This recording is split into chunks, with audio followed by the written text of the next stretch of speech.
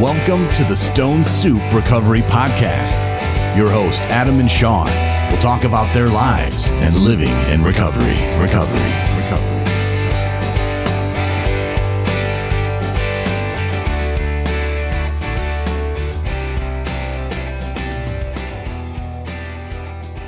Hello, and welcome to Stone Soup Recovery Podcast. My name is Adam. And I'm Sean. On tonight's podcast, we have a guest with us, Jay. Our friend Jay is back with us. Hello, Jay. How are you tonight? I'm wonderful, thank you. Thanks for being here. We really appreciate it. On tonight's podcast, we're going to be talking about different social issues that affect people not only in early recovery, but also late recovery, such as homelessness and the need for mental health, and what that looks like. And it's important to start a conversation about this. If just get people talking and thinking about it and headed in the right direction, and that's the start of change. So I guess I'll start and just say, my name is Adam. I'm in recovery and I've been homeless and I know what that's like. I've been homeless with no resources and nowhere to go. And that was hard. That was difficult. Is it okay if I interject? Oh, absolutely. All right. Absolutely. You got something you want to tell us? No, I would listening to the opening act here and just sit and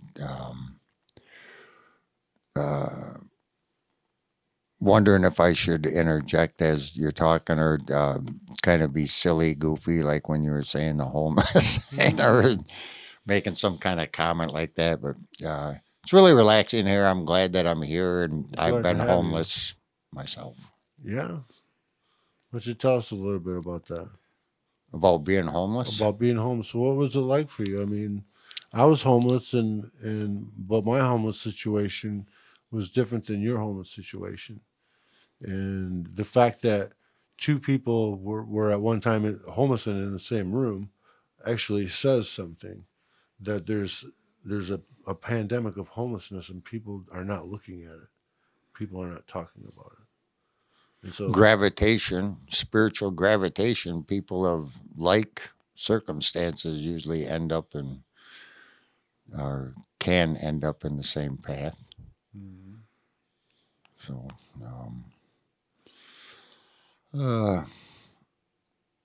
What was it like for you when you were out there and you were homeless? What was that like for you?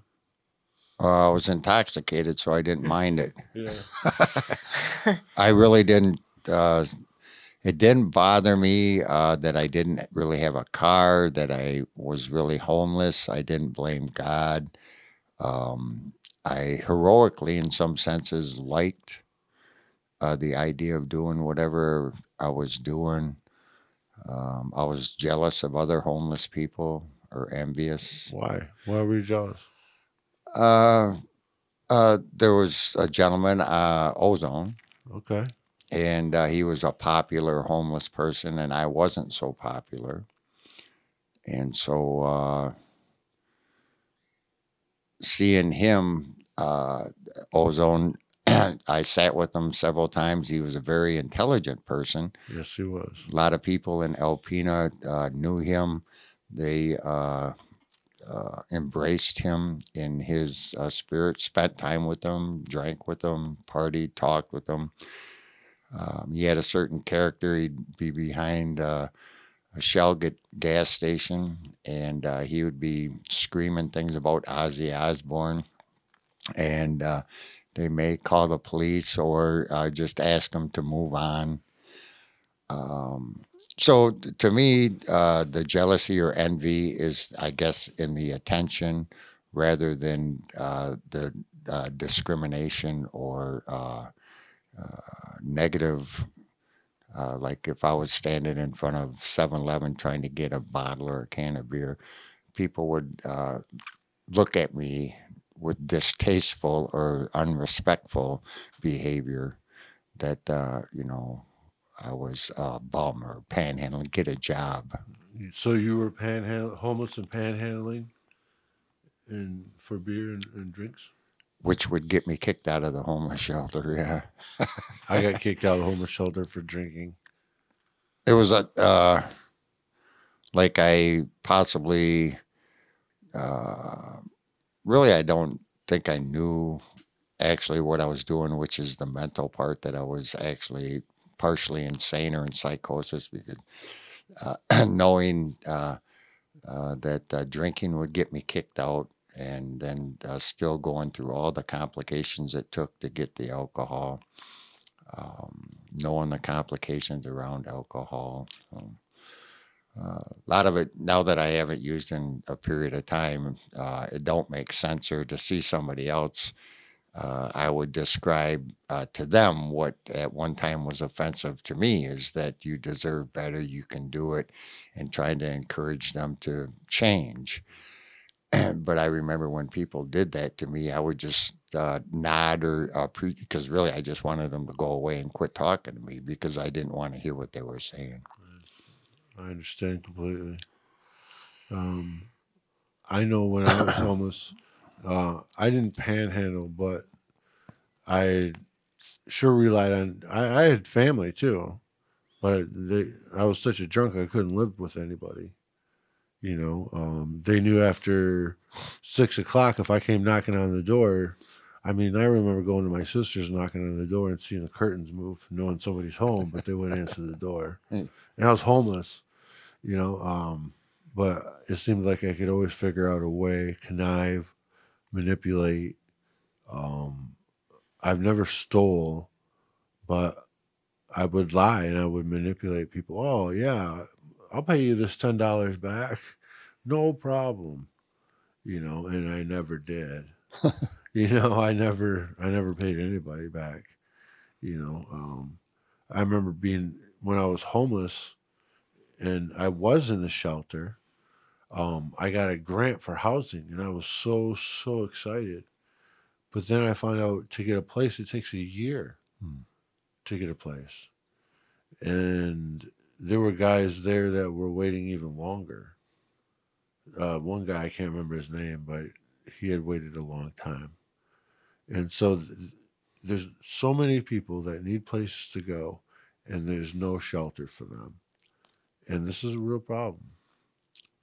You It know, is a difficult thing, either fulfilling the basic needs like food and shelter, and and then the other complication is um,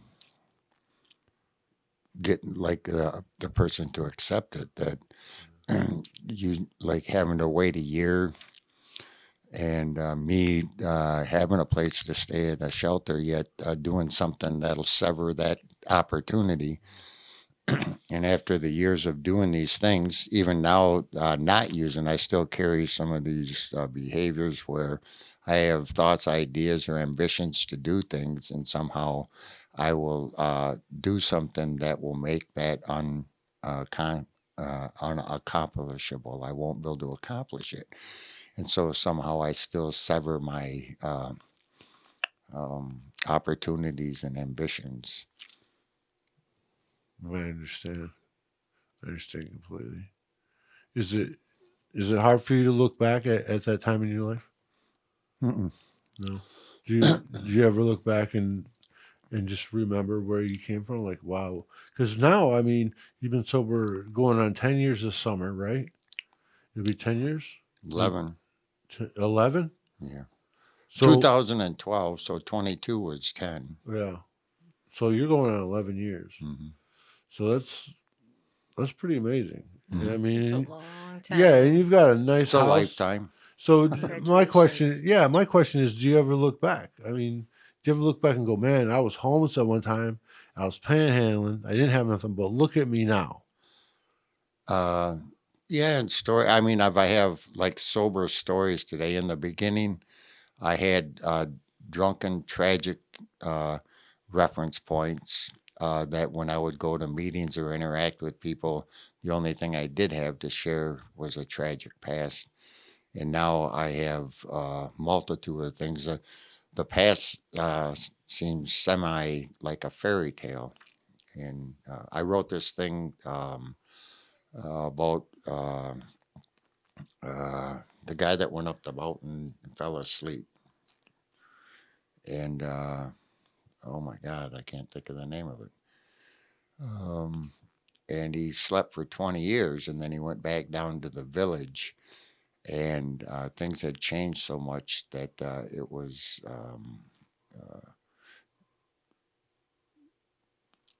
complicated for him to accept it. And so that's how I feel. And now with looking back, it's sharing stories to help encourage people. But, like most of the time in recovery that are addictive people, uh, they've been already introduced to treatment and all the language. And so now they go into something where it's delaying actually the process. Okay. So, I mean, that's what, like it's morphed or manifested into where different possibilities in recovery is changing and stuff to where there's different opportunities. And same thing with homeless shelters and stuff that now the people that are uh, homeless or had been homeless or aware of the circumstances are actually becoming the solution. So the people that once were the problem are now the solution. That's true. It's a problem that it's I don't know how to fix it. I can't sit here and say, well, I've got a great plan to how to fix the homelessness, and I don't know what to do other than start a conversation about it, get people talking, make people aware, and it's the humane thing to do. You know what I mean? Yeah, I was just thinking, what makes a person homeless? It's not just always because they had a drinking problem or, I mean, there's other situations too that can, find a person in a situation where they're homeless. Right. You know, I did a little research on it online, and um, a lot of causes are for things like lack of a job, loss of a job, um, loss of unemployment, and then poverty leads after that. Major life events like maybe divorce. Yeah. You might find yourself in a homeless shelter because you shared the same house, and then when you went through the divorce and she got the house, well, where are you gonna go? Yeah. What's gonna happen now? Yeah. Also, people in the military have a hard time, I guess, when they get out, and they don't always have a place to go from there either. That's terrible. Those And are veterans. yeah, yeah. So I know a big part of homelessness too that adds to is people coming out of prison yeah, that have nowhere to go. yeah. I was once that guy. I came out of prison. They said, "Here you go," Hmm. and after I don't know a couple of weeks of staying at my mom's house, I was homeless because I started drinking again, of Hmm. course, and that just doesn't fly. Yeah. You know, another reason for homelessness, I think too, is alcoholism, Hmm. is drug addiction. You know Hmm. what I mean? We, Even gambling addiction can lead you into gambling is a big thing. A lot of people yeah. suffer from gambling addiction, and That's that how I went to prison. When I got out, I had to parole to my dad, you went to prison for gambling. For writing bad checks for money orders. Yeah, were you addicted to the gambling? You think? I was pissed off that I couldn't get out, and I kept doing the problem to find the solution. I understand. Scared money. Mm. So there's a lot of paths to homelessness, but there's not a lot of paths out of it. And I think there really is that that the problem is a solution. That prisoners that get out, that the Oxford group is a one of the most elaborate housing for people in recovery, and it was two people that were in a house that were going to lose funding. And it meant so much to them because it helped them in their sobriety and getting the things, values, and their place in life. That in order for them to continue, they developed the sober living. And that was in the 70s, and they're nationwide. Michigan, however, is a state that is not very popular in the Oxford. Why do you think that is? I'd done some research and not a whole bunch, but something about some Michigan laws, so maybe legislation wasn't really wanting a lot of people here in this isolated, water surrounded environment. And actually, I was describing earlier with the map that shows recovery for Alcoholics Anonymous that the west side is 34 and it's really unified. And on the east side, it's broken up into like 15 different boxes, I think 16. And so there's a bunch of different groups trying to organize one process, where on the west side, there's one group developing one process. That's strange how that all worked out and how the map is all cut up. But all through the map, I can guarantee you, whether you're in the west or the east of the state, you're going to find homelessness, and you're going to find alcoholism and drug addiction. And those are the things that we deal with every day. I mean, somebody right now is right where we were. Mm-hmm. You know what I mean? And if I could reach down and pick them up and just show them, I would. I have a friend of mine who's in prison, and he's working on himself, and he's working on getting out. And I told him, don't worry about it when you get out, because I've already figured it out and I've drawn the map. Mm-hmm. I drew him. You're not going to come out and be homeless. I promise you that. Because that happened to me, and I'm not going to let it happen to him. One of the, I commend you on your discipline. Be there for somebody. And trying to think what, there's so many things. Like when I was in Traverse City, and I recently got a brand new car, and in order to take care of the payments for the car, I was struggling. And then Uber came up, and so I Ubered, and I was generating a pretty decent income. And that spurred a whole bunch of thinking, like housing. Um, People in recovery need transportation, so like a house and a car. Um, and that would also solve the income for employment.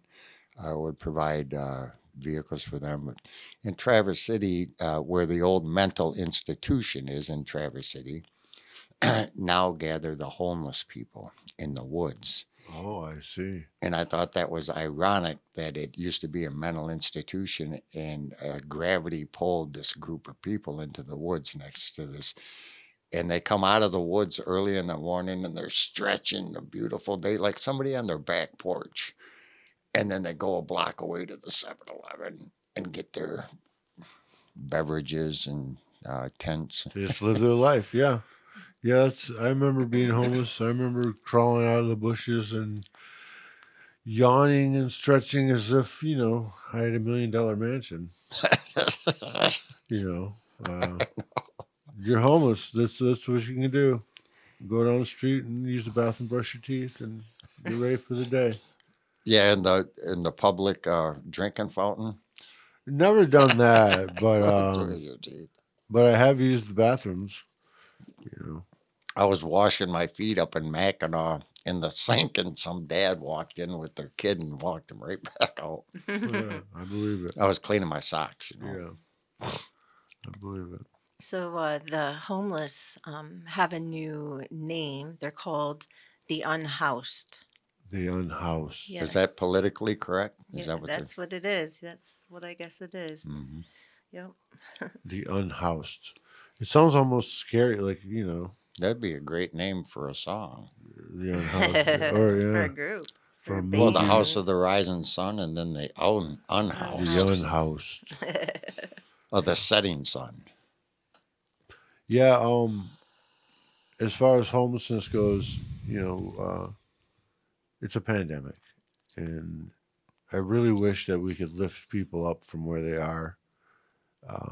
Unfortunately, when I was out there and I was actively drinking and I was homeless, I met people that didn't want to be saved.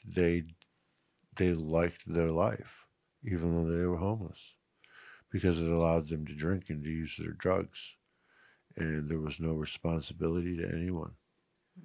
One of the things that I came across through the Oxford housing, and this recently happened in Alpena, is that for the housing, that there's legislation that indicates that every community must provide resources for people in recovery, housing, and a homeless shelter is Wow. not considered a shelter.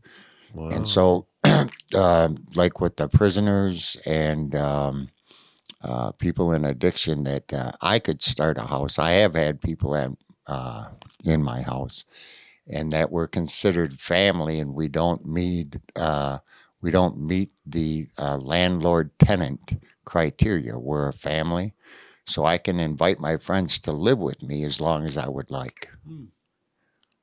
That's pretty amazing. You can help people out that way.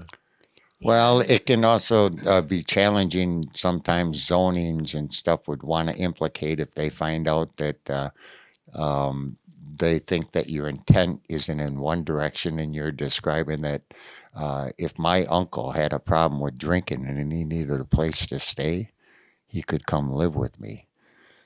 And so, as a family entity, then anybody I meet that has this kind of complication, and it seems to revolve around alcohol mainly, that because I'm an alcoholic, it's diagnosed as a disease, which is a handicap, and so that every community must provide resources for that kind of handicap.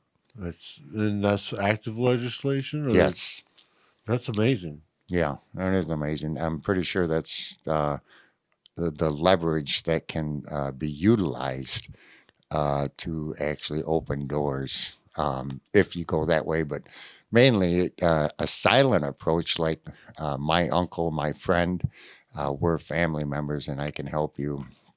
Um, That's awesome that they mhm. have a program like that for people. I had no idea.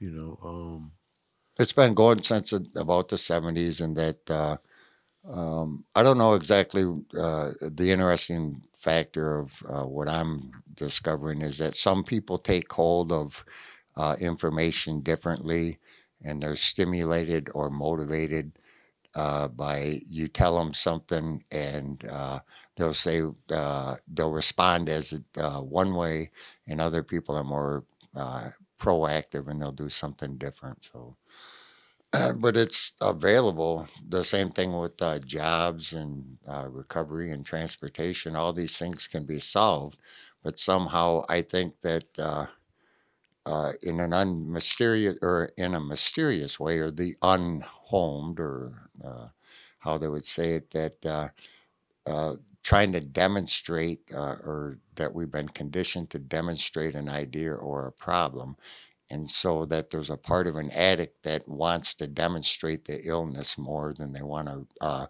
reflect the wellness. yes, yes, that makes complete sense. That's Like how I homeless was. homeless people will be out in the open, or they can be intelligent and be able to solve their problem, but they won't. I have several things that I know that I'm able to. Or music is one, but I somehow don't apply myself appropriately because of the consequences, circumstances, or the events to follow. Or Or you just make excuses because well, you that could sounds like a learn. lot of You excuses. could learn. Yeah, it sounds like a lot of excuses. I'll teach you. We'll get there. We'll get there, How brother. to make excuses? No, how to play a guitar. I We're know. gonna we're gonna I'm get very there. appreciative about that. That's for sure. We're Yep. gonna. I love music. I mean, this house is filled with music. Hmm. So Yes, well, before we sign off today, I just wanted to say that if you're homeless or you're on the road to becoming homeless and you're afraid, there's always help out there. And you can simply do it by just picking up your phone, your cell phone, and calling 211 on your phone or on your home phone or any other phone by 844-875 9211. And then on your cell phone, you can text. You can text to the zip code 898211. And you can find out all kinds of housing information near you just by doing that. So I just wanted to say that there is help out there, you know. Yes. They have resources now. Yes. Yes. See, when I was out there actively drinking, in homeless, that's all I knew. I knew the bottle. And I didn't really, for a long time, I didn't try to pull myself out of that hole. I wallowed in it, you know, and that's what I knew, you know. But if you're, like Sean said, if you're out there and you need resources, that's some great information. Yeah. Yeah, it really is. So, That's what just like with indication that trying to demonstrate the illness more than the solution. That when I was in the illness, I didn't see it that way. But today, now that there's a distance between me and that lifestyle. Looking back at it, I have more. Like when I was in drug court, I began to have more of a normal perspective on. Like I would get upset towards other people's behaviors that I would once do, where people were trying to tell me, and so I understand now today how the tables have turned. And here I'm being taught lessons about myself through other people. they call that growth. That's called growth, brother. Whatever And it that's is. it's awesome. Thank you for sharing that. Mhm. You know, it's growth. You know, so if you're out there and you're listening and you're in early recovery, or you're trying to figure your life out, just know that there is help out there. It's not hopeless. There is hope. Um, we are people who have been there before. We are people who have felt the pain that you feel in almost the same manner. I can guarantee you that. So if you're out there and you're feeling that way, just reach out to somebody. You know, there is help. So with that, we're going to sign off. My name is Adam, And I'm Sean. And I'm and Jay visiting. we got Jay visiting. We'd like to thank you for listening to the podcast tonight. Bye. Bye. Thanks for listening to the Stone Soup Recovery Podcast. Feel free to contact us on social media. We'd love to hear from you.